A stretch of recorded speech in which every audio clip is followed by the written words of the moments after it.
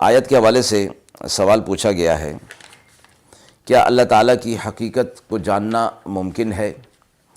آیات میں فرمایا گیا تھا کہ موسیٰ علیہ السلام کے سامنے، موسیٰ علیہ السلام نے جب فرعون کے سامنے اللہ رب العزت کا یعنی رب العالمین کا تذکرہ کیا تو فرعون نے کہا کہ یہ رب العالمین کون ہے، یعنی ان کی حقیقت کیا ہے؟ تو موسیٰ علیہ السلام نے بجائے اس حقیقت اور ماہیت کے جواب دینے کے اللہ رب العزت کی صفات کا ذکر فرمایا کہ آسمان اور زمین کا رب وہی ہے، مشرق اور مغرب کا رب وہی ہے، اور اس کے درمیان جو کچھ ہے سب کو پیدا کرنے والا اگلوں پچھلوں کا پروردگار اللہ ہی ہے، یعنی اللہ تعالیٰ کی صفات کا ذکر فرمایا۔